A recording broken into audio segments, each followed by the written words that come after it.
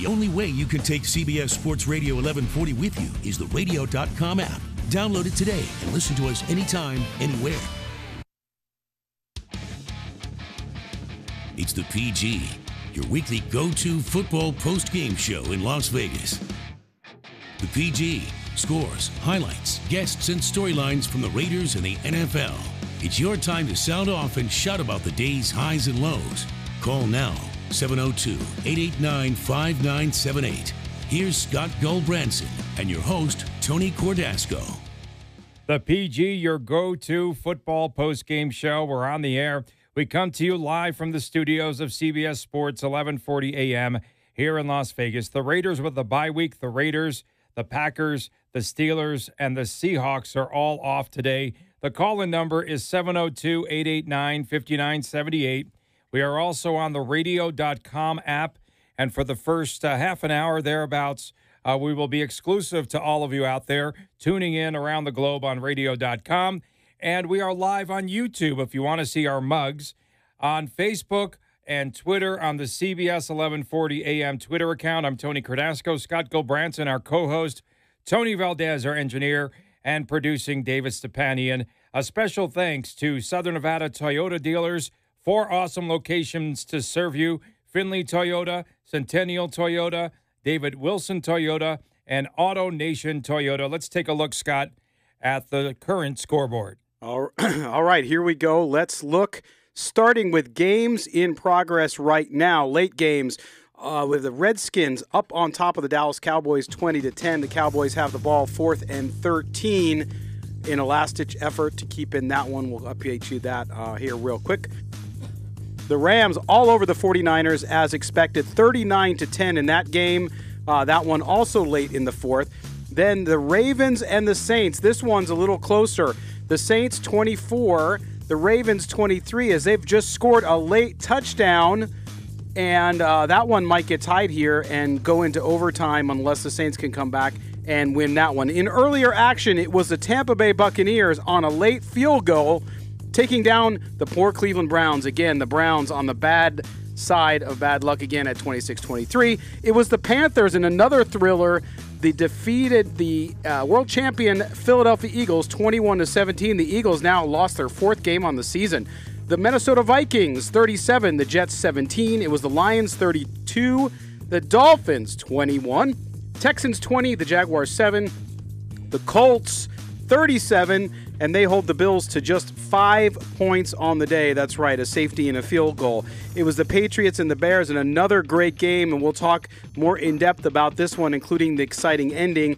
The Patriots moved to 5-2 as they defeat the Bears 38-31. It was the Chargers this morning in London, 20-19 over the Titans, and of course on Thursday night the Broncos down the Cardinals in a squeaker, right, Tony? 45-10 was that one. So you're up to date now here on the PG.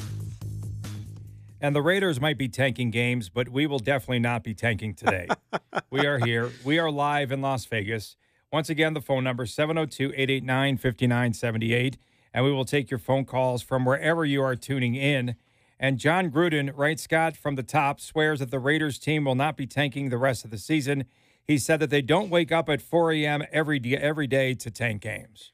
No, and I believe him, but that does not mean, Tony, that the Raiders are not perhaps thinking about the future and not thinking as much about this year as they've kind of written some of that off. Now, we talked about this, and we have some sound. Hey, David, if you'll go to the Silver and Black Today interview folder, you talk about tanking, okay? And that was a big part of the conversation this week amongst the media and the Raiders and what was happening with the tanking. And I want to say this is 2 clips I'm going to play. The first one is Jason Whitlock, and Jason Whitlock about the Raiders tanking. Here's what he had to say. I think they're tanking, and I think it's an organizational decision. It's not just John Gruden. I think the Davis family isn't all in on football right now. It's about getting to Las Vegas where they'll have more money to spend and they'll have that $2 billion stadium to generate revenue. I think it's a mistake to tank, though. In the NFL, there is no process. There is no Philadelphia Sixers way to tanking your way to a championship. This is a mistake. Now, Tony, that was Jason Whitlock saying, yes, they're tanking. Here is, I think, the Doug Gottlieb, who was on the same show with Jason Whitlock, in this video and audio courtesy of FS1. Here is what Doug Gottlieb had to say, and I agree with this. This is much more of, I think, a refined look at what the Raiders are doing. Here's Doug Gottlieb. This is Chapter 7, not Chapter 11, right? You're reorganizing. And I disagree with you. I think John Gruden sat out for 10 years and did decide, hey, if I want to do it, if I'm really going to do it, really going to get back in, and there were other opportunities, I want to do it so it's sustainable for the future, right? That's what Chapter 7 is for businesses across the country. They get to reorganize, and they get to cut personnel and cut entitlements that they never really wanted, so they build it for a long-term and sustainable future. That's what he wants. The Raiders made the playoffs 2 years ago, but as he's pointed out and other people point out, they weren't very good. They went for it on fourth down. They had some miracle finishes. And the truth is, I think he thought he could build around Derek Carr and be decent for now. And I believe that the truth is, he thinks even Derek Carr can be replaced. And at the end of the season, you go to next year, you can get rid of Derek Carr, and it's only, I think, $7.5 million in cap money. Well, there you go. So I think what Gottlieb is saying, where some people are, they're just tanking to get a better draft pick. Gottlieb's approach to it, and I think this is exactly what's happening, Tony, is they're taking a systematic approach to building a long-term winner, not a team that can compete in the short term, even though that's not good for the folks in Oakland who want to see their team win before they leave. But overall, as a business, it's a better decision for them to do that. And the Raiders are coming out of that London fog with a much-needed bye week, right? After I have a trench winning, coat. Yeah, they won just one. Well, we don't want to know about that. But after winning just once in the first 6 games, the bad news continuing for the Raider organization, beast mode. Marshawn Lynch now out for at least a month with a groin injury. And October the 30th is the trade deadline. Who stays, who goes? Good question. If I had to bet it today, I would tell you I think Amari Cooper goes. If they can get some value for him. What that is, I don't know. I also think that Marshawn Lynch will not play another game as a Raider. I don't think they're going to trade him. I think the injury might be worse than they're saying, and reports that I've heard is that he's not real excited about playing in the current situation. So I doubt he'll be back. I don't think they trade Derek Carr this year, Tony. I don't think it's smart. I think you don't have any financial decisions to make on him until after next year, unless somebody comes knocking with an offer they can't refuse. Or if he continues to struggle and John Gruden loses even more confidence in him, and then I think anything's on the table. We're going to be talking much more about the Raiders coming up on today's show. We want to run down all of the action in the National Football League. Let's start with the early morning game. Hey, were many of you folks on the West Coast really up for especially for the first half of this game that started at friggin' 6:30 this morning? Chargers win it 20-19.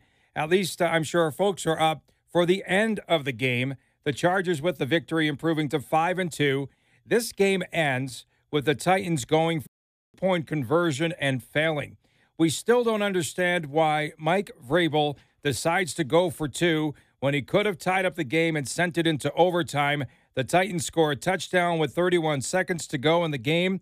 They made the score 20-19, and then they had to convert on fourth down. Mariota to Luke Stocker on a pass to score that touchdown, and then the 2-point conversion. We pick it up from there. Mariota with time, buying more time. Penalty flags are down in the end zone. He throws, incomplete. Prior to the pass, holding number 26, defense. After this is the goal, we will extend the game for another play. Mariota looking around, end zone, tipped and incomplete. And that was it. And so you go for the 2-point conversion. But after you fail on the first one, do you need to really throw the football on the second attempt because you're right in the shadow of the goal line? Why not try to hammer the ball and try to run it straight up the middle, at least? No, and apparently they're friends with John Gruden, who said that he was going to, because his friends continue to pass, he would do it in the end zone, or the red zone. So, yeah, with that, they had a great chance to do it. And while I agree, you have a team that's struggling in Tennessee. Why not go for the win? You're in an international game. Maybe it turns around your season a little bit. At the same time, it's a neutral site. I think, Tony, I'm always a fan of taking the points on the road. Extend the time. Get that extra point, tie the game, and go into overtime. So now I'm watching the game early this morning, and I watched at the pivotal time late in the contest and everything that was going on. And I also had the audio on from the Chargers radio network. And the Chargers announcers were saying that they needed to make their flight. If the game had gone into overtime, that the Chargers would have missed their flight to go back to LA. The airport would have been shut down. And so they would have canceled that flight. They would have had to have stayed in London for an extra night. Conspiracy theorists, you have to think that something was up here. Maybe the Chargers paid off the Titans. I mean, that's all you can think of, right? I mean, man. really. What they need to do is pay people to come see their games in L.A. Now you're talking. Phillip Rivers threw a couple of touchdown passes to the Williams guys. Tyrell Williams, 75 yards, first offensive play from scrimmage. And Mike Williams also with a touchdown reception. They did a good job, I think, the Titans, in adjusting compared to last week when Marcus Mariota, right, Scott, was sacked 11 times. Yep. He was sacked just twice today, had a good day, except intercepted by Denzel Perriman. A big mistake in the red zone right before the end of the half. Pass deflected by Ingram, and that was a really tough play. And the Titans actually scored a touchdown for the first time in 155-plus game minutes in that game when Henry crossed the goal line. And Joey Bosa will be back for the Seahawks game. That's good news for the Chargers. Huge. They've got to bye. Stay tuned. More on the way. The PG, CBS Sports Radio, 1140 a.m.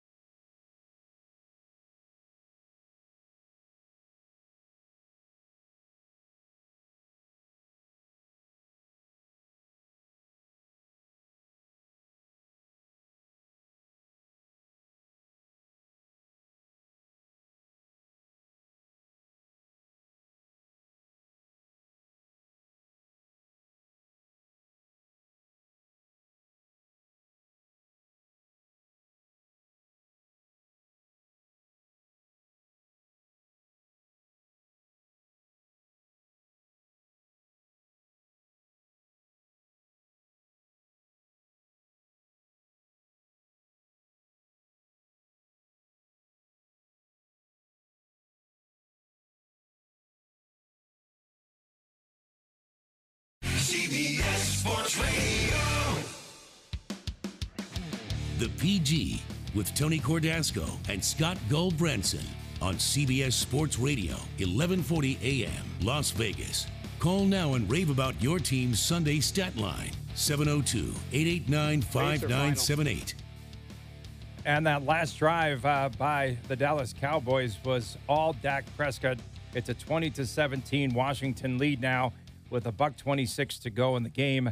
And that was quite a drive there for the Dallas Cowboys. And, you know, Scott, on the ensuing kickoff after that touchdown to the extra point, you have everyone up on the hands team, right, looking for the onside kick. And they kick the ball out of the end zone. Why not kick that down to about the 10-yard line or so where you can go down and probably, you know, pin the Cowboys deep because there's nobody up blocking. Everyone in that front couple of lines looking for the onside kick. Yeah, and the thinking has always been don't give the ball to a returner because you have these specials. But it's not the same. With the rule changes in the NFL, there's very few guys anymore. I think last year was the record low for kickoff returns for touchdowns. So I don't know why it would worry. I would do the same thing. Pin them back, let your defense do the work. Yeah, just squib it out there. And Alex Smith was headed for the first down marker, gets belted out of bounds. And so it's a fourth down now situation. A minute 18 to go, and the Cowboys will get the football back trailing by 3. We were talking about the Chargers and the Titans game. And you know what? Today Melvin Gordon was out of action. Yep. So what about these players getting – this is the London Fog. What about these players getting injured in London or on the way to London or Melvin Gordon in his situation? He got hurt hamstring injury during the walkthrough on Friday. So he sat out today. Last week, Martavis Bryant, mysterious illness. I don't know what happened there. Well, and I'll tell you what, Tony, it's a good point because as the NFL continues to push this desire to be international and perhaps even to have a team in London permanently, you have to start to think about the travel stuff here because remember, you have things like deep vein thrombosis, which is like when you're on a plane too long and you get clots in your legs and you get all this stuff. Now, these are world-class athletes. And in your thumbs, too, right? Thrombosis. Yes, thrombosis. All right. But my point is that the NFL's got to look at this because if you're going to have a team in London permanently, let's say in the next 10 years, then you have to give these teams, I think, extra travel time when they play there. Because even from the east coast of the United States, it's a 5-hour trip, right? And if it's a 5-hour trip, that's like a transcontinental flight here, right? Flying from California to New York. But if you're flying from California all the way to London, then you're talking about 11 hours. Now, good point. Why don't they play that Monday night football game, out of London? Right. Right, for Monday Night Football? Yeah. That would make all the sense. An extra day of travel. Of course, John Gruden would probably travel in the Sunday before the Monday night game. I don't know, for some reason. Okay, well, so in that Charger game today too. Hold on, Tony. You're talking about this Monday Night Football London nonsense. No. I just that really infuriated me. So our producer David Stepanian jumping in. Oh yeah, but look, a Monday Night Football game in London. You're aware that the time difference, right? That would be at like 3 a.m. London time, and this is all I'm gonna say. That is why we can't do Monday Night Football. It's a 9-hour difference. Yeah, so we're not and Monday Night Football would be what, a 5:30 kickoff? Yeah, absolutely. Yeah. So they're not going to do a game at like 3 in the morning in London because they sell out, and I don't think they would sell out if that game was at 3:30 People bet on in games in London. Okay. All right, now back to the regularly scheduled program. Yes. So, Phillip Rivers, Keenan Allen, what happened today? Well, that's an interesting subtext. And Rivers, of course, everybody knows Rivers is a fiery guy. He will yell at his players. He's done it his whole career. It's nothing new. But during this game, when there was an incompletion to Mike Williams in the end zone on a 3rd and 7 early in the fourth quarter, Rivers and wide receiver Keenan Allen were shouting each other at the sideline. I mean, they were going at it, and they had to be held apart physically after that play. So I don't know what happened, who said what, if it was the receiver protecting his other receiver after the quarterback's yelling at the young receiver. I don't know, but this team is rolling. The Chargers are on a big roll, and you'd hate to see some infighting do that. It might have just been heat of the moment, I would guess that's what it was, and they ended up winning the game, so probably fixes all ills at that point. Yeah, now you have to travel back with him for a long flight. Everyone's that's right. Getting along. You lock him in the lavatory, see who comes out alive. Well, at least the Chargers won, unlike the Raiders last week. That had to be a miserable flight back to the States. The Titans today, third down conversions could be an Achilles heel for the Chargers. The Titans were 9 of 15, and at times the Chargers just could not stop them. And so third down conversion's a big thing. I'm sure that Joey Bosa will definitely help out against third down conversions and also putting more pressure on opposing quarterbacks. But, Tony, that's the question with the Chargers that I have is clearly right now the Chiefs are the top team in that division, and then you have the Chargers. Do the Chargers, they're playing really well. They've been on a nice run here, but they haven't really beat anybody of significance, right? So if you put this team up against the Chiefs, if you put this team up against the Patriots, even the Ravens, who just lost late in the game, by the way, to the Saints, I don't know if they're that strong. I mean, I think they have not been tested enough against top-tier talent or a top-tier team, I think, to really know where the Chargers are at this point. So what was the final in that Saints game? It was 24-23 New Orleans. And in doing so, that completes wins over every team in the NFL for Drew Brees. That was the only team that he had not beaten. That's correct. And so coming into today, let's talk Patriots and Bears. The Patriots win this game, an exciting game, 38-31. Patriots moving to 5-2, but it wasn't that easy. Mitch Trubisky to Kevin White stopped at the 1-yard line on a Hail Mary to end the game, and Trubisky threw this pass under pressure just short of the end zone at the 1. Desperation mode for Chicago. Rush coming. Trubisky steps up. Trubisky uncorks. Deep ball on the way. It is caught! But he couldn't get in! Stopped at the 1! The Bears will fall short. It is Kevin White to a miracle toss. They needed 55 yards. They got 54. And then a gang tackle by the Pats. And Ian Eagle on the call there. Devin McCourty was around the ball. Duron Harmon there. Unbelievable game. Fantastic finish. Good pressure applied to Trubisky, but he throws the football just short of the goal line. Yeah, and Ian Eagle said there he was caught, but he didn't get in. It's like me when I was trying to sneak into Padre games as a kid. I would get there, and they would catch me before I got in. They would definitely but yeah, I mean, caught stealing. A thrilling end to a really good game. I thought the Bears showed a lot of moxie coming back, and Trubisky continues to surprise me. I still think that he was overvalued, but boy, he's done really well, and this time. Just did great. And again, you talk about Tom Brady. The Bears have never beaten Tom Brady. Tom Brady's 5-0 against the Chicago Bears now. It was 5 turnovers in what was a sloppy game today. And this game, I swear, the Patriots and the Red Sox play every stinking game at home. Who allowed the Patriots to travel to Chicago? I just don't understand. The Red Sox play every game at home. Yeah, but you're a Yankee fan, Tony. So it's always Yankees, Red Sox, Yankees, blah blah. So the game tied at 20-all when Dante Hightower blocked the punt. It was scooped and scored. Really athletic play, and that was the go-ahead touchdown for the Patriots in this game. We saw Cordero Patterson, 95-yard kickoff return, and that was after a sequence in which the Patriots had fumbled in back-to-back possessions. So. That was another big play that they needed there. Yeah, the former Raider doing some good there and amazing. I mean, you just don't see. How many times have we said this season, the former Raider? I know. Makes a big And play. you're going to say it more because I have a feeling they're going to get rid of some of the guys. But that was so surprising. You just don't see long kickoffs anymore because of the rule changes in the NFL. And so Cordell Patterson with 95 yards, his 6th career return, you said, I think. Amazing there. Also in that game, Tony, Bill Belichick continues to take on troubled players, get them to buy into his system. Josh Gordon. Yeah, and they're bringing him along just well. I know. 4 passes, 100 yards, and a beautiful 55-yarder early in the fourth quarter.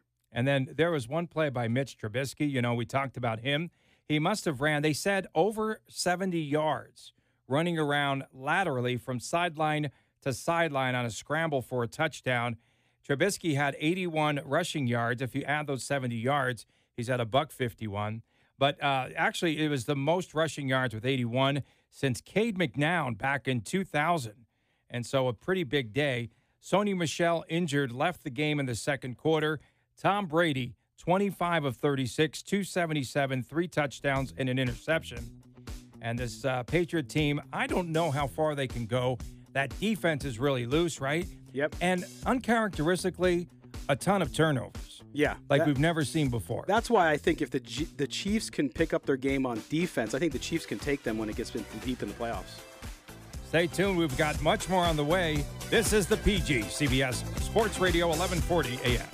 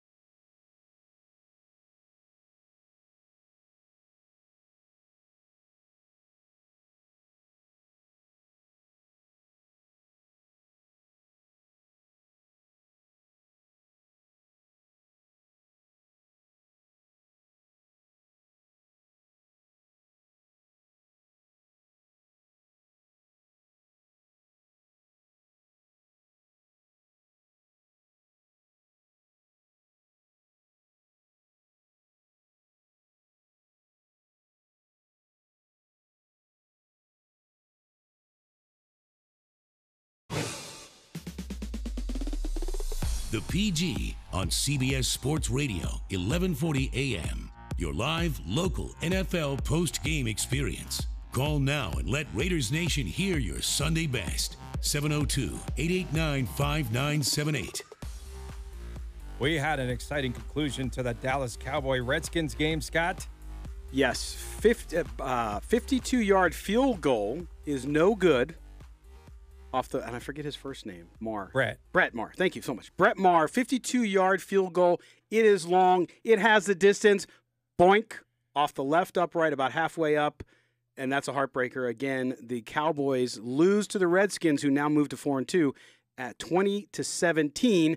But as our producer David Stepanian said during the break, anybody can win that division. It's just not very good. Look, do you guys remember that big controversy? Cowboys cutting the kicker in the preseason. They cut the kicker? Yeah, I forgot his name. Nugent. Yeah, Nugent. Who's kicking for the Raiders? Yeah, who was kicking for the Raiders. But look, that might have cost him this game right here. No, he had a streak going of some sort, and he was making a lot of field goals this Mayor. So yeah. And then the other scores are all the afternoon games final.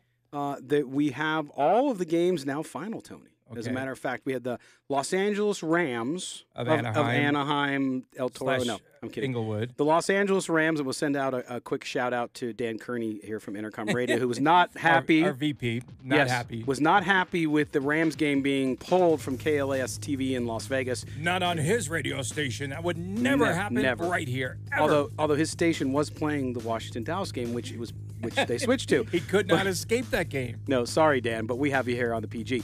39-10 was the final as the Rams go up to Levi's Stadium, and they leave with the jeans and the belt and everything else. 39-10 again there. Also, as we mentioned earlier, New Orleans in that squeaker, 24-23 over Baltimore. Dan is a sales guy extraordinaire because he just wants to see a slaughter to its completion. I mean, he wants to win at everything. And so what they did was the local CBS, KLAS station here in Vegas switched over from the Rams game at the start of the fourth quarter to the Cowboys-Redskins game, which was much more entertaining. And you know what, And the other game was already decided. Well, he wants 100 points in the game. Yeah, it was, but I understand his point of view because if you're a fan, you're a fan. Yeah, you want to see and your team's everything. undefeated. Yeah, you want absolutely. Your team. They're rolling. You want to see him score another touchdown before they get out of there. No doubt. You do want to watch your team, and you do want to watch it to its conclusion. And not very often do they do that where they switch off. Yeah. Let me chime in here. Maybe this could have been a factor. Maybe he bet on the over or the under, and this game was flirting right around that number. Did he go over? I'm not sure, but this in sports books, I mean, people request specific games on the big screens all the time. But like, let's say it's over under in hockey games 5.5. It's 5-0. Sure, the game's not entertaining at all, but that one empty net goal or whatever that could make it over. So some people may have an interest for some way, shape, or form. But Dan follows the lines only for entertainment purposes. Yeah, for entertainment purposes only. That's right. Because he's a big boss. He's the big cheese. He is. The Vikings defeated the Jets today 37-17. Jet fans hate Kirk Cousins, but it doesn't matter because the Vikings prevailed today. Adam Thielen, man, we've talked about him every week during this streak. So he has a 34-yard touchdown reception, 9 catches for $110, over 100 yards for the 7th consecutive week. Cousins, not many downfield shots. It looked like the Raider offense in the first half because they were just throwing those little intermediate passes. But it was a very cold, blustery, windy day at the Meadowlands today that we saw. And Thielen had his 64th reception in the third quarter, and that already had surpassed the most catches in the NFL through 7 games since 1970, and 110 yards receiving. Now he is tied with 5 other players to get 100-plus receiving yards in 7 consecutive games. Yeah, that's pretty stellar. And not only that, but, I mean, Kirk Cousins. By the way, if you met Kirk Cousins, would you call him Cuzzy? I would call him. You would call him Cuzzy. Kirk Cuzzy. Inside joke, but it's a jersey. It's a jersey. It's a jersey. Yeah, it's a jersey thing. But yeah. So the Vikings got everything going in this game again, and you know the Jets are the Jets, and I know Tony, you're a Jets fan, but I think Sam Darnold looked like a rookie today, as you said earlier. Absolutely looked but you like know a what? Rookie. He was. I he believe was not very good. Long term, and his viability, unlike the Chargers' viability in Los Angeles, is set. I think he's going to do fine there. And the Vikings are doing what they're supposed to. The biggest surprise to me for the Vikings is Latavius Murray, former Raider. Another former Raider, yes, we have to talk about him. And with 8:15 to go in the third quarter, Latavius Murray scores a touchdown from 11 yards out to extend the Vikings' lead to 17-7. And really, Minnesota, from that point forward, really never looked back. And to get back to Darnold, he threw a really nice pass for a touchdown, but he was a victim of some poor snaps, some bad exchanges, some rookie communication issues for the Jets. The D-line of the Vikings also, we have to point out, played very well, yes, especially at the point of attack, and they kept pushing the Jets' offensive line back, and Darnold had this one pass attempt that was disrupted. He really could have gotten injured because his arm hit his lineman's helmet, and luckily he didn't follow all the way through, or that could result in like a broken thumb or what have you. We always see hand injuries when that happens, and then he was picked off on a drive in the fourth quarter as well. It was a very average day for Sam Darnold. Maybe there's too much pressure from the media in New York on him. Not saying that that was entirely the case here today, but he's a rookie, and the rookies are going to be playing up and down. I don't care who the rookie is, how sensational, how talented, but he did have a rookie game today. But again, if we watched a lot of that game, and when you look at how he's playing, though, Tony, you have to be encouraged if you're a Jets fan, especially after that streak of just not very good quarterbacks. The thing that I liked about Darnold, too, he took the ball, he ran for a TD, too, right, today. And I like what he's doing. He looks like a rookie at times. That's true. But he also is poised in the pocket when he needs to. He just has the occasional brain fart, and it happens, right? But I think I like long-term what he's going to be able to do there. And that line for the Jets, if they can bolster that a little bit next year, I think they're going to be in pretty good shape. $90 million. Can you say $90 million in cap space for the Jets? At this point, they can sign 4 or 5 players. They can draft a few players, and you've got some talent on that team. And, you know, they're not – I mean, they cut Curse this week because he was injured, and they just said, so long, come back when you're not injured. That's how every team should approach injuries, I think, in the NFL. Robbie Anderson came back for the Jets. Of course, Nua is out. It's just been a tough season because he does not have the talent around him at all times, and especially with injuries and such. But that Murray touchdown, the opening drive of the second half, I thought really took the life out of the Jets. And, you know, Murray has feasted on the Jets before with the aforementioned Oakland Raiders. They are from Oakland since they're losing. But he had a 113-yard rushing game against the Jets when he played for Oakland some 3 years ago, too. So, windy day at the Meadowlands. Jason Myers, a 55-yard field goal in the game. Did not kick 7 field goals today. No, he had a light day for him. Yeah, right? It was a pretty light day. Let's move along here on the PG. The Lions and the Dolphins. Now, this is a pretty interesting game because the Lions, I think, are starting to play up to their potential. Hot team. Yeah, they are, and it was encouraging to see. And, of course, it's sort of like one of those situations where they walk in, and it favors them because Miami's without Ryan Tannehill. They bring in Brock Osweiler, the wealthiest backup quarterback, number 3 quarterback ever. Ever. But you know what? Osweiler was not the problem with the Dolphins. The Dolphins' biggest problem, and the reason why the Lions were able to move to one game over 500 at 4-3, was the fact that the Dolphins are beset by injuries. The Dolphins had such a promising start to the year. They started 3-0, and now they're 4-4, and they just got to get healthy. But the Lions, you like what you're seeing. Stafford did a pretty good day. I mean, just 217 yards, which isn't much for him. But if you look at everything, LeGarrette Blount had another game, Golden Tate, and, of course, Johnson, 158 yards. They're really starting to put together. And what I like about I see there is Kerryon Johnson, who I mentioned earlier, 158 yards rushing. I love that kid coming out of college. And I think he's going to do really well. That's what the Lions needed. They needed the running game to get going. They've not had a running game. Yeah, I thought that it was going to be Amir Abdullah, who was going to be, the rushing offensive player that would, be the guy to break that mold. And then they went through that drought of not having a 100-yard rushing game. And then Kerryon Johnson does it not once but twice in this season. And then Scott, the 158-yard day, the best since 1997. Wow. And the Lions, with that win on the road the first time of the season, They're back to the 500 mark, and I think they need to be reckoned with. Here's the big deal that the Lions were able to do today.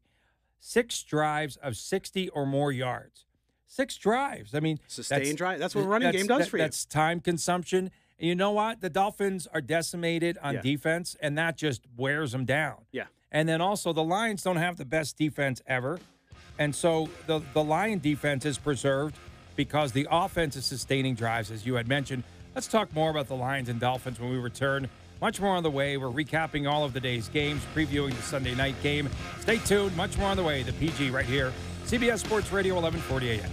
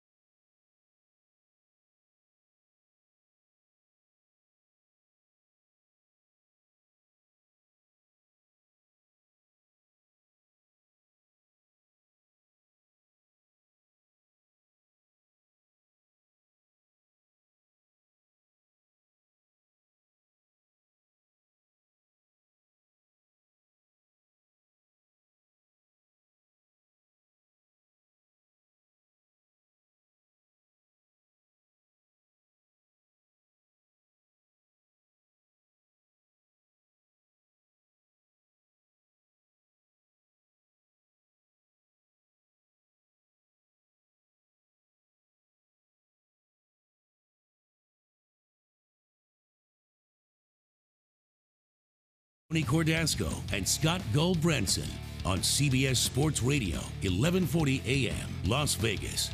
Call now and rave about your team's Sunday stat line, 702-889-5978.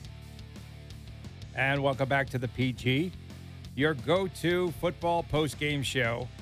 The Lions and the Dolphins, we were talking about that game before the break, and there are now trade talks about wide receiver Devontae Parker.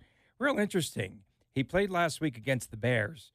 He said that he's been healthy this entire week. His agent said he's healthy and all that, but yet they put him on the inactive list today. And now a lot of talk of trade rumors for Devontae Parker. So it is trade rumor season, and that does sound like someone who's about to be traded today. Yeah, and I think the Dolphins, even though the Dolphins feel good about where they've gotten, you had the year derailed by injury, so I don't think they're going to recover from that. Playoffs is probably a stretch for them, although they're not completely out of it, but still that division is going to be tough for them. The second piece there, though, is, Tony, you talked about it being trade season, but don't you think this season, I think I've heard more about these mid-season trades than I've heard in the last several years. Yeah, I have to agree with you there. And if I could trade kickers, I would do that. It's been a bad year for kickers. There should be no trade deadline for trading kickers, or for whatever. But they come and go every single day. They do. In that game today, Matt Stafford, by the way, a 138 passing rating for the Lions. Wow. And tight end Michael Roberts had 2 touchdown receptions. He now has 3 touchdowns on 4 catches for the season. So imagine you have 4 receptions, 3 of those are touchdowns, and he was out with an injury since week number 2, so he's back.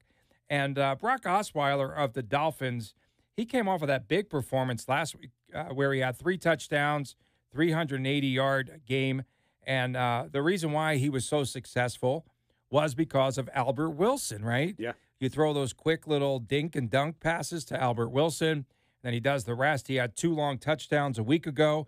And today, what happened in the game, the wide receiver was out following a first half leg injury. So he's by far the Dolphins' best offensive player.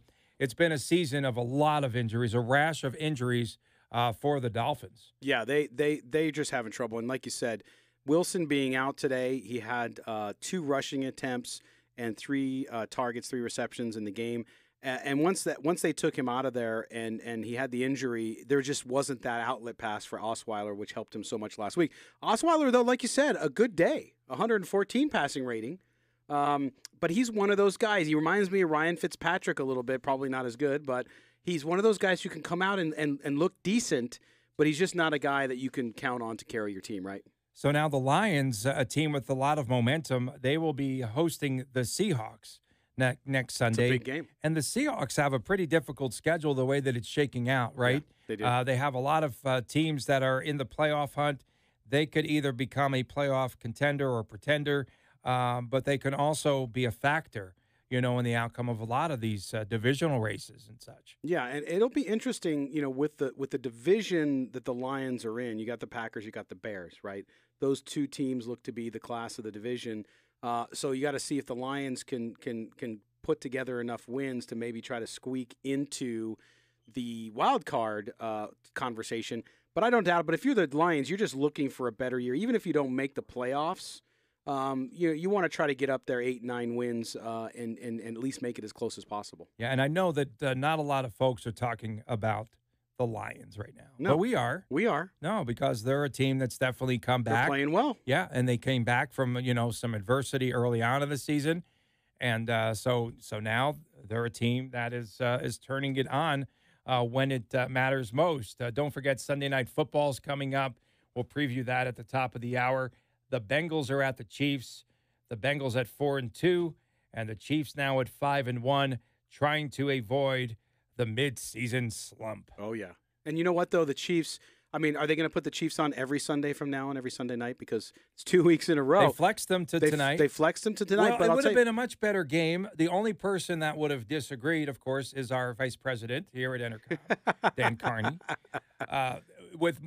because he wanted that Ram game in prime time against the Niners. But this is the better game. Yeah, and the thing is, the Chiefs, it's that defense. It still worries me. As good as they played against the Patriots last week, and I think I think that Patriot team is going to be vulnerable. We talked about it earlier when we recapped their game. I think the Chiefs, if the Chiefs can start to get better on defense, and maybe they're a player in the trade market, and they try to go get some defensive backs and some linebacking help, they could really do it. I like that team, and I think that they're going to be right there with the Patriots at the end of the year when it comes to the AFC title. Yeah, I have to agree with you there. So the afternoon games, the finals, once again. The afternoon games in the NFL, real quickly as we go down the line, it was Washington 20, Dallas 17. The Rams, of course, 39-10 over the 49ers. It was the Saints in a late effort by Baltimore to try to win that, but they come up short, and the Saints win 24-23. Drew Brees wins his 500th game, correct? Yeah. 500th game. Amazing. And we'll recap some of the other games when we come back. No, not his 500th touchdown pass. Excuse me. Yes, thank you. 500 games. No. Be playing for. No, he'd be. Yeah, he'd be older than me right now. Stay tuned. We've got much, much more on the way.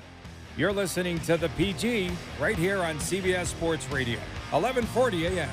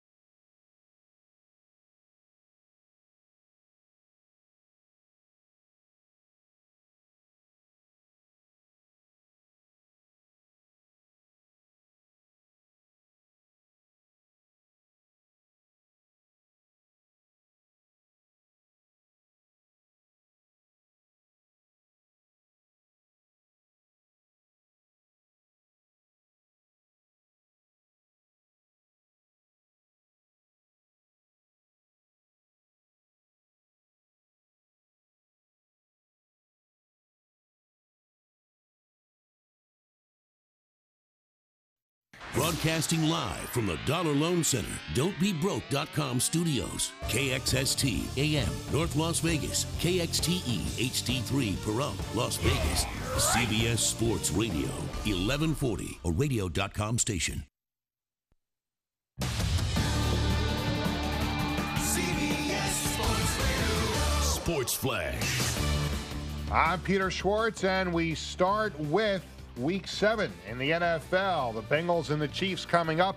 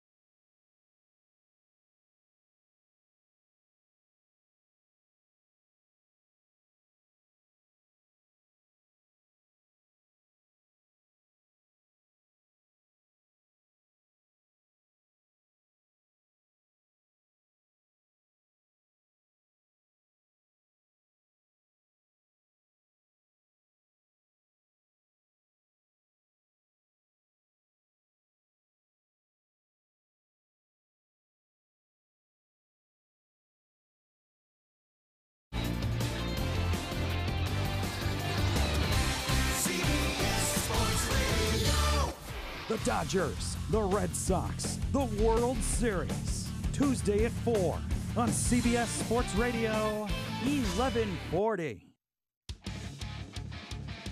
It's the PG, your weekly go-to football post-game show in Las Vegas. The PG, scores, highlights, guests, and storylines from the Raiders and the NFL. It's your time to sound off and shout about the day's highs and lows. Call now, 702-889-5978. Here's Scott Gulbransen and your host, Tony Cordasco. And hour number 2, and we are live in Las Vegas in front of our friends and family and all that. And the Raiders, Packers, Steelers, and Seahawks have the day off, but we don't. We are here, and we are live. The call-in number, 702-889-5978. We are also on the radio.com app. We are live on YouTube. We are live on Facebook. We are live on the CBS 1140 AM Twitter account. Join us any which way you can. And a special thanks going out to the Southern Nevada Toyota dealers, 4 awesome locations: Findlay Toyota, Centennial Toyota, David Wilson Toyota, and Auto Nation Toyota. That's right. And Michelle Toyota. Oh, that's Tafoya. Sorry. The Chiefs and the Bengals are coming up this hour, and this is a game that was flexed to the Sunday night game, right? Right. And can the Chiefs get back on track after the loss to the New England Patriots to avoid a slump like last year? They started off 5-0, and then the midseason slump. Right, but that was before Patrick Mahomes. I really think the Chiefs are going to continue the momentum. Although I will say this, I think Cincinnati gets overlooked a lot. This is going to be a good game. I still think the Chiefs will come out on top, Tony. But if you look at it, the Bengals played really well at the end of the last season, enough to really save Marvin Lewis's job. Right? They've come again, out again, like every year. Yes, it's crazy. That's the annual ritual. He's got pictures on somebody, but anyway, they come back and they've done pretty well this season thus far as well. And so I think this is going to be a pretty good game. It's it's for supremacy in the AFC. The Chiefs at 5-1, the Bengals at 4-2. This is a big game for the Bengals if they can somehow win it. But it is in Arrowhead, so the Camaro heads in Arrowhead will be going crazy. They'll be doing the whole tomahawk chop stuff, and you got to like the Chiefs in this game. But it's going to be exciting. I think a lot of offense. It's going to be a good game. And now with the Chargers' emergence there in the AFC West, this is a real important game, an important game for the Chiefs to turn the corner, an important game for them to continue to have some distance, or at least a little bit of breathing room within the division. Patrick Mahomes tonight arrives at Arrowhead Stadium wearing a vintage throwback jersey, his dad's old school Mets jersey.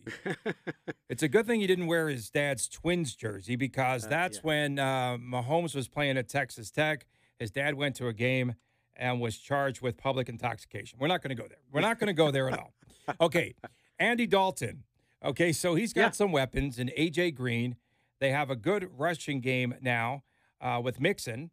And the fact that the Chiefs do not have a good defense, it could be worrisome, for the Chiefs. And again, it's going to be the onus is on the offense for the Chiefs to outscore whatever the defensive side gives up. Yeah, no, I agree with you. At the same time, even though the Chiefs' defense isn't extraordinarily strong, they've played well enough at times. Yes, it's almost like a bend, don't break type of situation, but I think they will have their hands full with Andy Dalton. You look at him in 2018 in 6 games, 65% completion. He's got almost 1,700 yards, 14 TDs to 7 interceptions. The interception's a little high, but the guy can wing the ball. He's one of those guys, and you've heard it like the Dalton scale. Dalton's a good quarterback. He's always good enough to have you right there, but can he win the big game? Tonight will be the case. I think if the Cincinnati Bengals can upend and send the Chiefs to the second loss in a row, then suddenly I think you got to take the Bengals for real, Tony. Now, did you see the Andy Dalton stats? 32% win percentage at night and an 81 rating, 64% win percentage during day games. It's pretty interesting. It is. And I did a check. All red-headed quarterbacks don't play well at night. It's a not at night. And Marvin Lewis in Sunday night games with a record of 1-8-1. 1-8-1. We're trying to get people to the window. Is that maybe what we're doing, or encouraging them? And then also watch out on third down conversions again. And I talked about this in the first hour, just with the Charger game, right? Because they let up a number of third down conversions in that game in England today. But we see where the Chiefs are pretty good third down team, and you and I both we have this affinity for the offensive line of the Chiefs. Yeah. And also the Bengals are not so good defensively on third down. So that's going to be, I think, a major key in this game is getting enough yardage on first and second downs for the Chiefs so that they can convert on third. Right, and the Bengals have really struggled since Paul Guenther left to go to Oakland. And it'll be interesting if they can keep it close enough and Andy Dalton can overcome those statistical numbers that show that he doesn't do great at night and so on. I think it's going to be a really good game, and I think it'll be close, probably up through the third quarter. I think Kansas City pulls away in this one late and wins by 7 to 10 points. Now, earlier this week, the Bengals' Vontaze Burfict fined $112,000. Unnecessary roughness against the Steelers' Antonio Brown and James Conner, both in the third quarter of their game last week against Pittsburgh. But Marvin Lewis saw nothing. He saw absolutely nothing. And he remember right after the game? He said, what freeway chase in a white Bronco? What are you talking about? What are you talking about here? No, that was a little bit too much.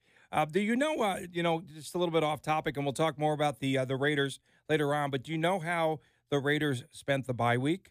Were they house hunting in Vegas, or like what What do they do? What do they do during the bye week? I do know that General Manager Reggie McKenzie was in Las Vegas with his family for vacation. He was. He was. So I don't know if they were looking for houses or they were looking just to get away because, whatever happens in Vegas stays in Vegas, right?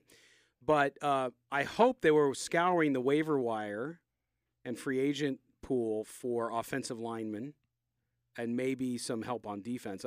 It's one of those situations where they don't have the bodies they need. Through attrition now with injury on that offensive line, Tony, they got to do something. I watched a lot of film of the Seattle game in London. Derek Carr does not have a chance. I argued with our friend Matt Gutierrez about this today. He blames it on Carr. I said, no, you got to watch the film. You got to watch the film. He's got to do, John Gruden has now reduced the Raiders' offense to 3-step drop, 5-yard out passes. That's what he's done. Because what else are you going to do when you have nobody blocking? He has to simplify it as much as he possibly can because they're just not getting the pass protection. There's no clean pocket for him. No, there's no clean pocket, and that's not to excuse the failings of Derek Carr this year either. He needs to work on those things. There's no doubt about it. But I'm sorry, I don't care if you're Tom Brady. If you don't have the time to throw and your left guard is whiffing, just missing the man he's supposed to block.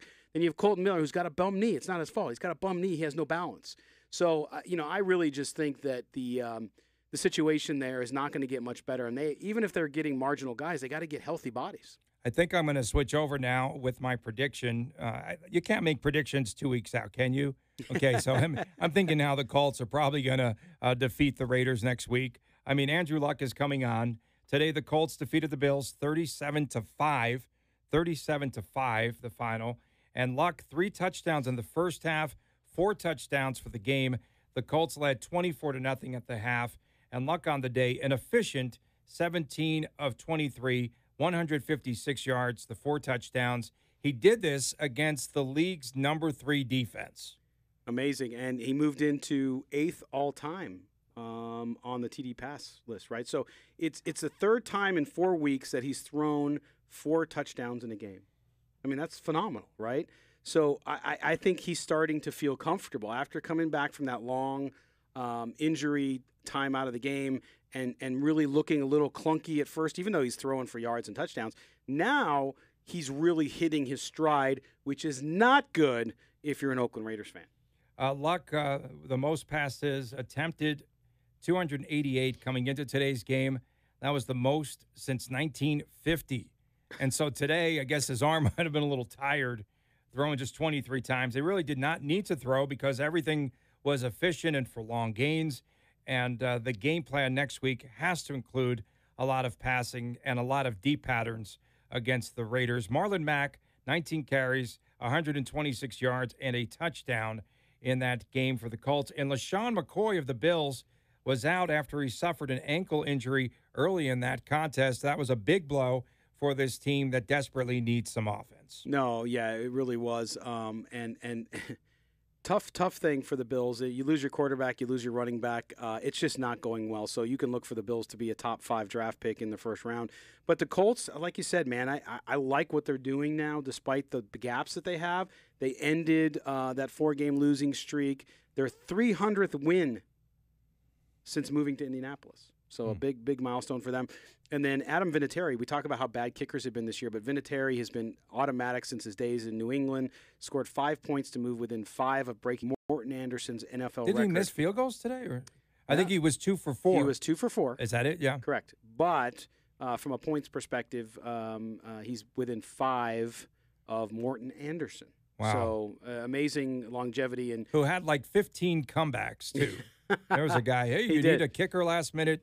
Morton Anderson, yeah, they would bring him off the scrap heap anytime they needed a leg, and boy, he would boot it though. It didn't matter. Speaking of coming off the scrap heap, Derek Anderson, 20 of 31, 175 yards, no touchdowns, 3 interceptions. If you're a quarterback, you automatically come with interceptions. Hey, what about Kelvin Benjamin? He's been the subject of trade rumors this week. 4 catches, 71 yards today for the Bills. And the Bills and the Colts are now each 2 and 5. Stay tuned. We've got a lot more coming up your way. You are listening to the PG here in Las Vegas and around the world on CBS Sports Radio, 1140 a.m.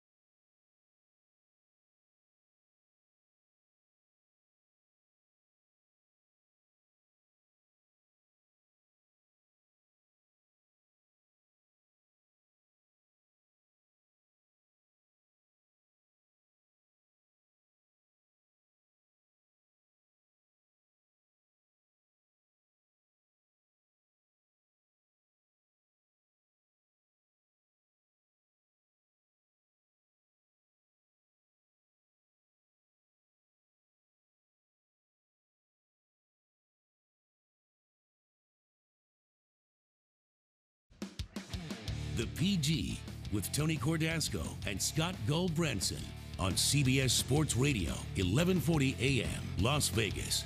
Call now and rave about your team's Sunday stat line, 702-889-5978. They are still the Browns. The Browns are overtime. OT games against Pittsburgh, Oakland, Baltimore, and then today, Tampa. And let's size up. We'll tee up how this game finished. Incredible. Here we go.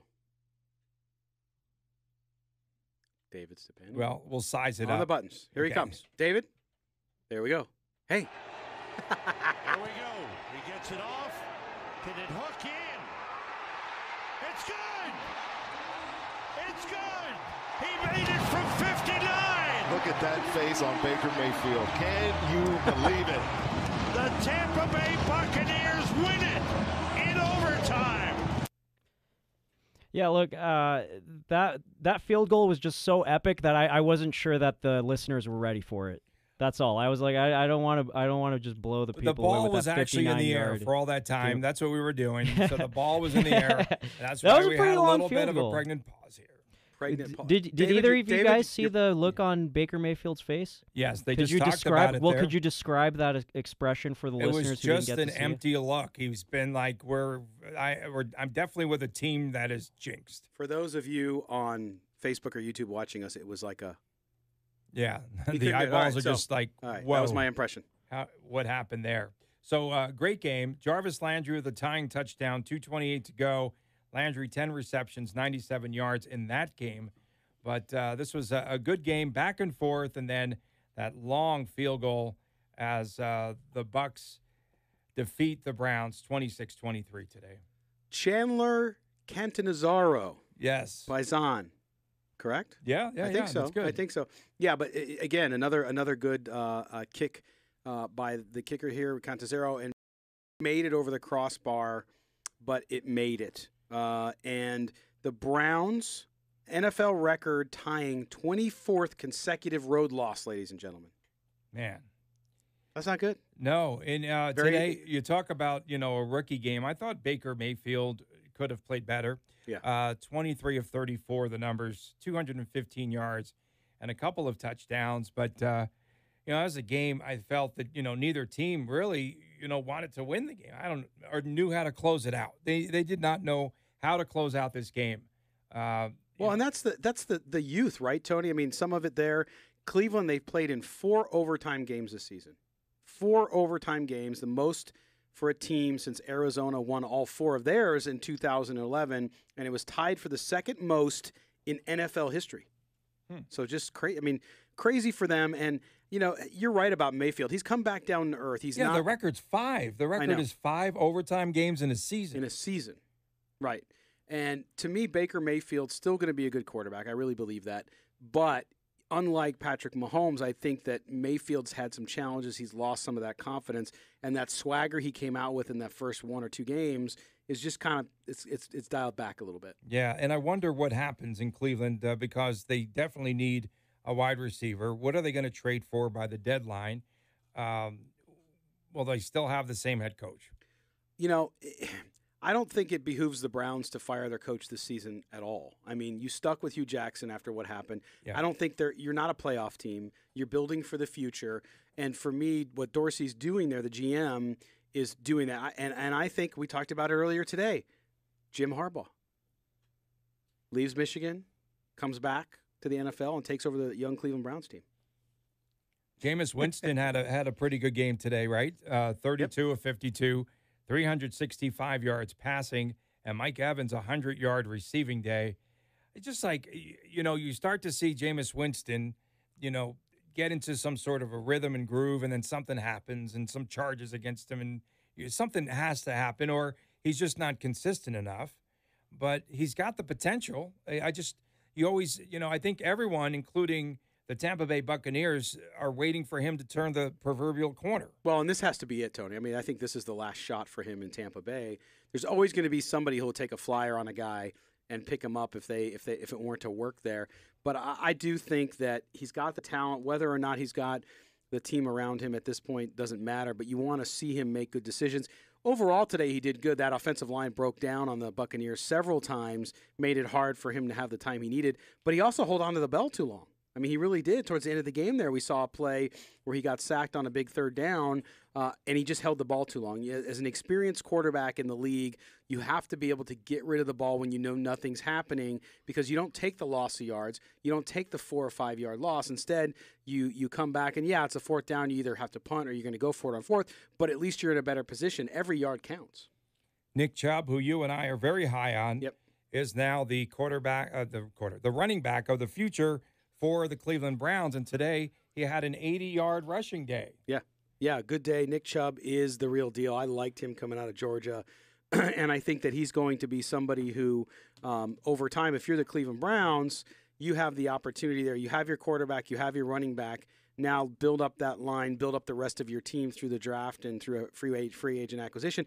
I think the Browns legitimately, Tony, with the right choices, could be a fringe playoff team next year. I really do. I think they're that close. A handful of guys, including young and veterans, I think they could be right there. And I thought that they might be right there this season. I did too. Yeah. But they had some injuries and then who knows what. And they definitely have to get another receiver in that core. Jarvis Landry, I think he's done a pretty good job. But last week, a lot of fans, and I heard Sports Talk Radio in Cleveland during the week, where they were blasting him because they feel as though he should be a guy that steps up. Well, he had 10 receptions for 97 yards today. I think that's enough. And they need really to spread the ball out a lot more effectively. But Chubb is definitely the running back of the future in Cleveland. The Texans and the Jaguars. This was a battle for first place, won by Houston 20-7. So the Texans, on last week's show on the PG, we were talking right after the game, right? The Texans were saying after the game immediately that they were looking forward to this showdown. Yeah. And so they were focused to play the Jaguars, saying now we've got some momentum, we're on a roll, and now with a victory today, 4 consecutive games now for the Texans. And the crazy news here that comes out of the game, so Jay Glazer reports today on Twitter that quarterback Deshaun Watson took a bus to Jacksonville this week rather than taking the flight because he's got injured lungs. He's got injured ribs. I mean, he's just getting battered. Banged up, yeah. So 800 yards, 800 miles in a bus, 800 miles on a bus trip.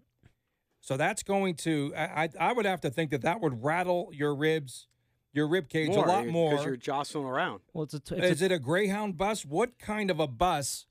It was a double Dutch bus. It's a 12-hour bus ride. It was a 12-hour bus ride, and they were worried about the air pressure or something like that if he flew. Was it a Jerome Bettis bus? What was this? It was the Big Bus. Do you remember that movie from the 70s? No, you're not a movie guy. Yeah, it's before my time. Before my time. But you know what? Think about that, though. 12 hours on a bus, and he goes out and he beats the Jaguars, right? 20-7. He didn't have an electrifying day or anything like that, but he did. He did what he had to do. And I'm just stunned that more people are doubting Watson's grit. They're doubting his talent. I think that he's one of the best young quarterbacks in the league. He's just on a team that's not there yet. They don't have anything around him. They don't have the offensive line to really protect him enough. Imagine him with more time and protection and run blocking, actually, to run the ball, too. I think he would have this team in a much better position. I think you watch out for the Texans. They'll be a fringe playoff team this year and a real good competitor next year.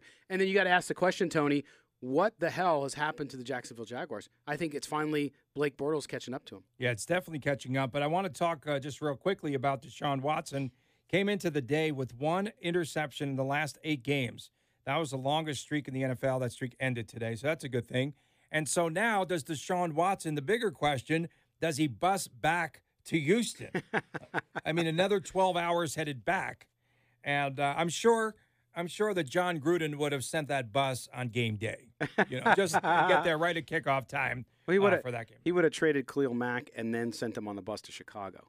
Watson, 12 of 24, 139 yards, 1 touchdown. And as we said, he's just been getting battered. Now, back to Blake Bortles. So he gets benched today for Cody Kessler.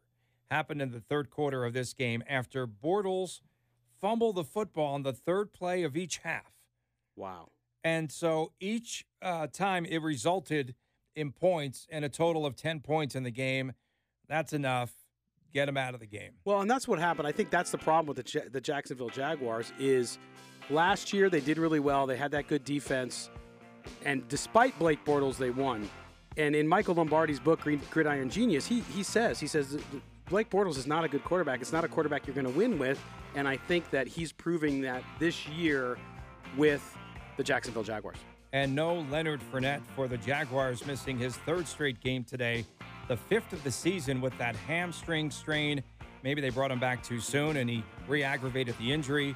And to fill that void, they now traded for Carlos Hyde from the Browns, and we'll have to see what Hyde can do now for that team. So will he be Jekyll or will he be Hyde? Or will he be Hyde? Stay tuned. More on the way. The PG from Las Vegas on CBS Sports Radio, 1140 a.m.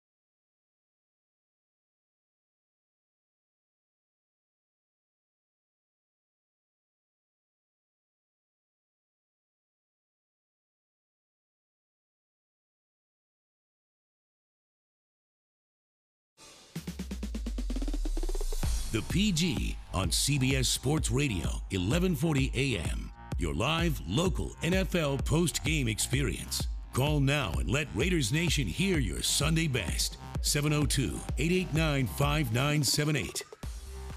What is up with the 3-4 defending world champion Philadelphia Eagles?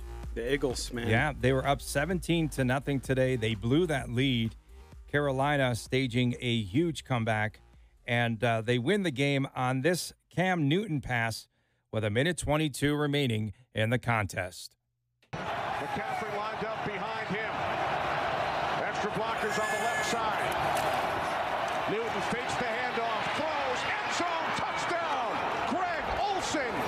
The Panthers with touchdowns on 3 straight possessions in the fourth quarter.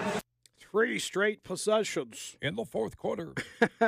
Wow, Cam Newton, man, electrifying to watch him and to see that game. That was a good game too. They came back in that game. It was the biggest comeback in franchise history, correct? Yeah, it tied the biggest comeback. Yep, for them, for the Panthers. 17 points down. 17 points down. The Panthers now 4-2.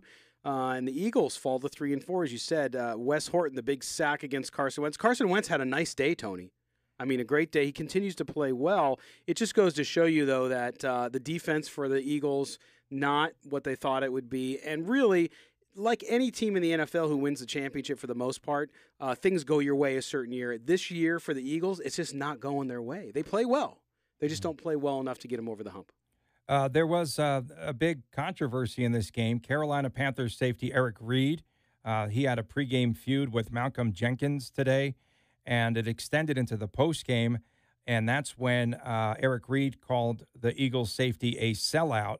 They've been battling off the field really since last season, and it's spilling over, and the league really, or the teams, need to step in before something like this gets, out of control, because it's obviously a grudge. It's good to see friendly competition. It's good to see guys talk and chatter during the games, but the true professionals can leave that all on the field, right? And then off the field, that's enough. They don't need to talk. They don't need to talk bad about each other or anything else. No, and that's the thing. I mean, you're a professional, right? And you look back, and I'm going to sound like the old man telling you to get off his lawn, but if you see some of the younger players say, not that it didn't happen before, but you didn't see Jerry Rice do this kind of stuff. You know what I'm saying? You didn't see, Deion Sanders was a big talker. He backed it up. He would talk about things before the game. But some of this stuff gets so personal, but I think it's a reflection of what you're seeing in society overall, especially with the use of social media. It's real easy to amplify things when you're talking through a phone versus face-to-face. Then when you see somebody face-to-face, then suddenly it happens, and boom, you have a feud on your hand. But they need to be professionals, no doubt about it. Yeah, and a Carolina assistant coach and official had to restrain Reed from Jenkins as the Eagles were being introduced today. Jeez. And they had exchanged some words prior to the warm-ups today. So that was Torrey Smith was in there trying to restrain Reed. And, again, it was just one of those ugly situations that they really need to get under control. That's the thing. It's like, if you're such a big man, do it on the field, my friend. Like, wait for the field. You can jaw. I got no problem with jawing. It happens. It's part of sports. It always has been. But at the same time, if you're going to be Eric Reed, go out and play. Show him on the field. Talk on the field when you're across from the guy. But don't do it in pregame. What are you going to do? All you're going to do is damage your team. You're going to get an injury. You're going to get a penalty. It makes no sense whatsoever. Cam Newton today, 25 out of 39, 269 yards, and he ran for an additional 49 yards in that game. And so a nice win for the, I guess, underrated Carolina Panthers, but the Eagles still have a lot of work to do, and the issues they're having truly are not at QB. No, they're having them all over the place. Defenses, particularly, they're having some issues there. But they have all these bright spots. Zach Ertz again, 138 yards receiving. Carson Wentz looks good. They're not rushing the ball, and that's been an issue for them for a long time. They don't have a running back that they can count on, and so that's something they're going to have to address probably in the offseason, unless they can find something. Or a trading deadline again. Or a trading deadline, and you have Ajayi is out. He's out with an injury. And you still have the Le'Veon Bell. He's hanging out there with Pittsburgh. He comes back next week. is that a guy that Philadelphia thinks about going to get? Do we know that he's coming back for sure? Yeah, that's what he said. Okay, he We'll said see. that before. He said that a while ago, and we haven't seen much movement there. But, of course, Pittsburgh with the day off today, so maybe they can get him signed and back in camp on Monday so he can at least compete next week. The Rams over the Niners today as this Ram machine continues to steamroll despite them wearing their pajamas on the field. I called them highlight. It looked like Sharpie highlighters out there running around with like their little these yellow bright unis. Yellow unis today. It's going a little bit too far. I mean, I'm in the studio today wearing my Charlestown Chiefs hockey jersey from Slapshot. I love jerseys and stuff like that.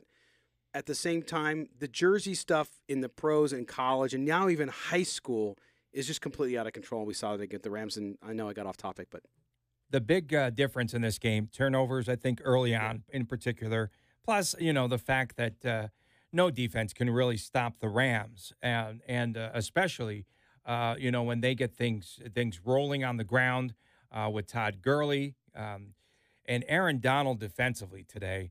He had one play where he strips the ball the last minute, takes the ball away with, the running back for San Francisco is about to go down, tears the ball out in one motion and just steals the football. It was textbook. Yeah, and it leads to a Gurley 9-yard touchdown run, and it put the Rams up at that point 10-0, and it was just going everything in the direction of the Rams. And as soon as they get the ball off of a turnover, it's lights out. They really do know how to finish plays. They know how to finish drives. I think they're exceptional in those areas. And I really, honestly, at this stage of the season, can't see anyone ahead of them that can defeat the Rams. I really don't think they can lose in the regular season. Obviously, towards the end of the year, after they wrap up everything and home field advantage, field advantage and all that, they might lose a game. We talked last week for them to go undefeated here on the boards in Vegas. If you take them to go undefeated throughout the course of the season, they are plus 800 on the line, minus 1,200 if you think that they will lose a game this year, and those are some pretty hefty odds. But I can't see really in every phase of the game. And then special teams today. I was going to say special teams. Hold on, guys. What Holy about this prop bet that they have at Westgate? Okay. Will the Rams win the Super Bowl? Yes is plus 200. The field is minus 250. Wow. So you get 31 other teams for a pretty low price, I think. Yeah, but no one in the AFC right now can beat the Rams. I don't think anyone can beat them if they stay healthy, right? If they can get everyone back on the defensive side of the football. And that's the thing with the Rams right now is that their defense has been stepping it up as of late. The offense was already rolling, and you like to see that more balanced on the team as far as the offense doesn't have to carry you. But you look at the offense too, guys, 5.4 yards average gain per play. I mean, that means you're getting a first down every 2 downs, right? That's so right. You're moving the ball. And then I like what you said about special teams because not only are they doing it on kicks, they're doing it on coverage. You watch them on coverage especially, and I think special teams is an underrated part of the game. It's why the Patriots, frankly, won all their championships, by the way. And they are unbelievably disciplined. And that goes to coaching. That team is firing on all cylinders. They have the right people, the right place, and the right coaching staff and the right culture. And Corey Littleton today with his 4th blocked punt over the course of a year. So He went out as he blocks the punt. The ball goes out of the end zone for safety. And then the Rams, after they get the ball back, they tack on another field goal. They just score, and they take points, like on every drive, too. The defensive backs for San Francisco, holy smokes, there was nobody left on the field. They are decimated. The secondary, Richard Sherman was out. Jimmy Warren was out. And so Goff today, he just picked them apart, and he had plenty of time to do so. I think the Chiefs and the Rams, for me particularly, have the best offensive lines, I think, going right now in the game. And the Chiefs are up 7-0 here in the first quarter at home against Cincinnati. But on one pass, right, Scott, Goff to Brandon Cooks. He scores the touchdown. He beats Akello Witherspoon. And Witherspoon, I thought I saw earlier this week on the injury report, I thought he was doubtful. Yeah. I mean, it's like, get in the game. We need you. Play, whatever. Lower body injury. Like hockey, lower body injury, for sure. Well, and to me, the thing there, Tony, too, is when you look at Jared Goff, 200 yards today, 127 passer rating. That guy, it's like a shark, just so efficient. He's so efficient at quarterback. He doesn't have to be electrifying all the time. He doesn't have to carry the team all the time, but he's just so dang good, and he never hurts you. Coming up, we'll talk about the Saints-Ravens game. That was a thriller down to the wire, as was the Redskins-Cowboys game, and we'll talk some Raider football. Stay tuned. Much more on the PG when we return here from Las Vegas on CBS Sports Radio, 1140 a.m.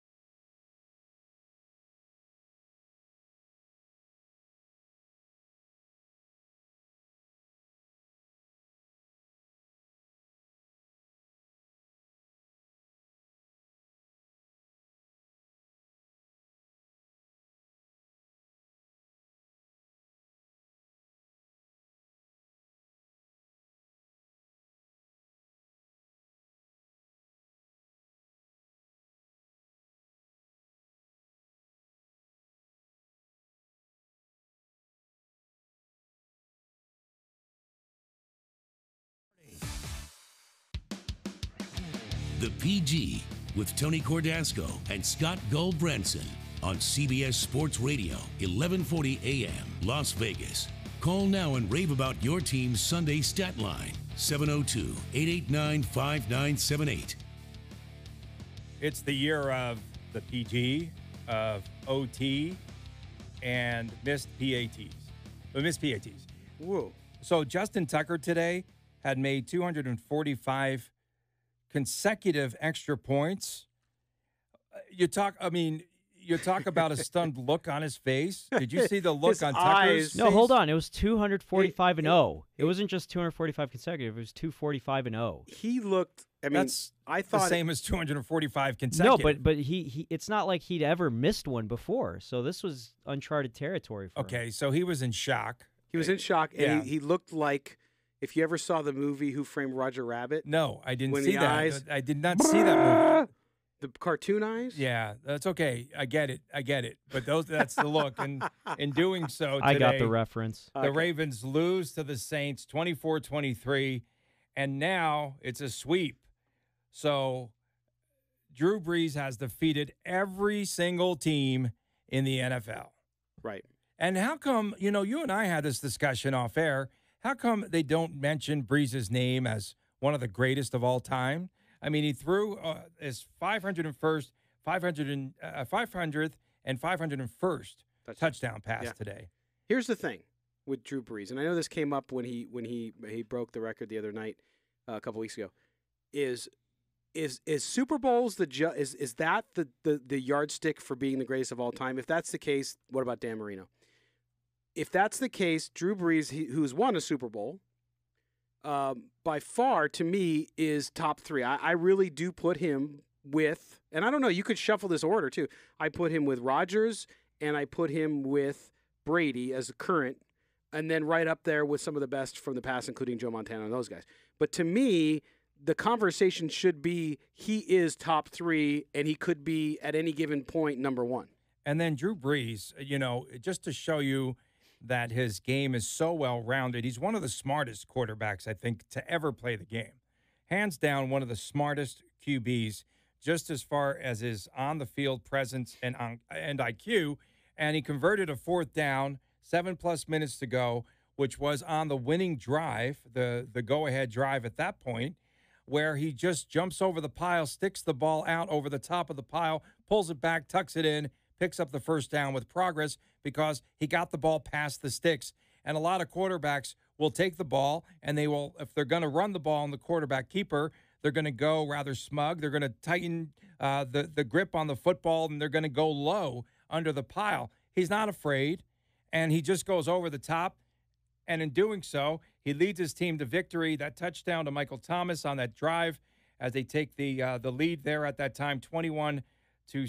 That was the go-ahead touchdown in the contest, and it was big. It was big, and look at the Saints, 6-1. 6-1, and now the Saints are 9-1 off of the bye week. Amazing. And what does that tell you about coaching? In the last 10 games, 9-1. Yeah, and that tells you about coaching, right? That they make the necessary adjustments during the bye week, that they retool and they get everyone freshened up and they go back out and they have 2 weeks to prepare for an opponent, and you should have some sort of an advantage, either it's at home or on the road. It doesn't matter. Yeah, I any coach that has a week off and prepares their team. Now, if your team is battered and injured and you're trying to get people healthy, a little bit different. But in this case, Sean Payton with the Saints has done a good job of that always. It's a hallmark of a good coach who understands that you use that extra time to fix what ails your team.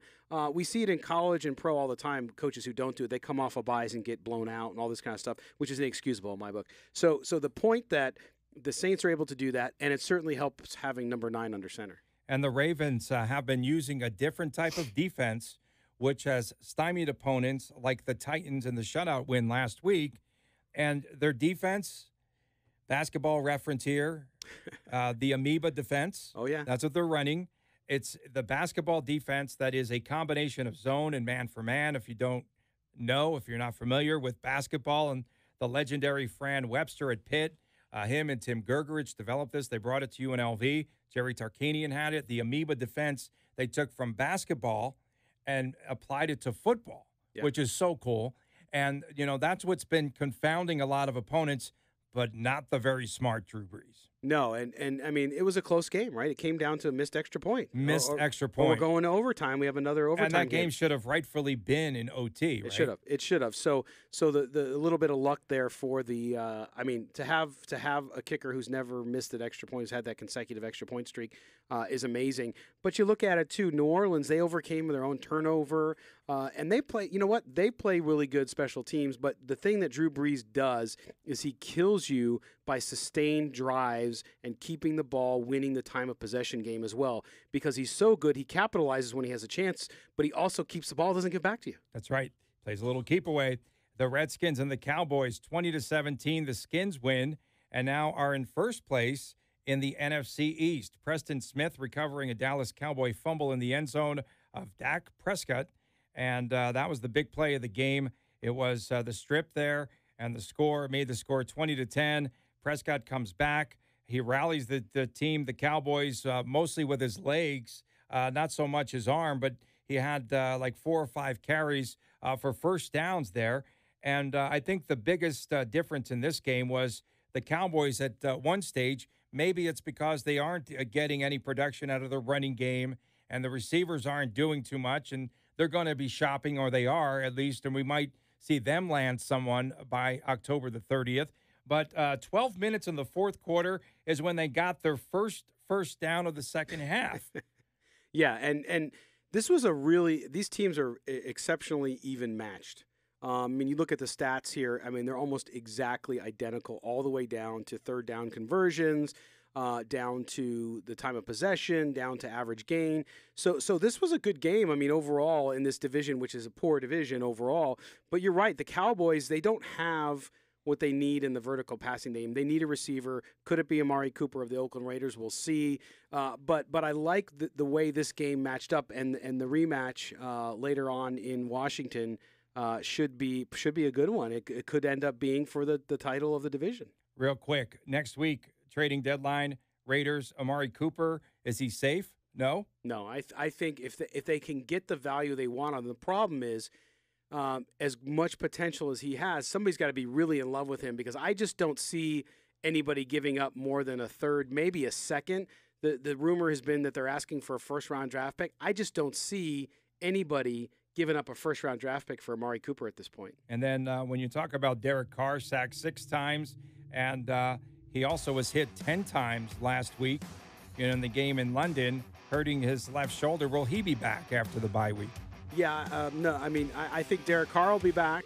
He's got to come back. They don't really have any other options. Yeah, and then I also wanted to say, hey, why not tank? Because if you want that QB and Derek Carr is not the answer, Justin Herbert from Oregon could be. Yeah, and there's also Ed Oliver, who I'm very high on from Houston, linebacker who can play everywhere, and he takes over games. Yeah, I think Herbert is a guy, if they end up only winning 1 or 2 more games, they might be in position to get him, but the Hugo defense, don't know. Thank you so much for joining us live from Las Vegas, the PG, on CBS Sports Radio, 1140 AM.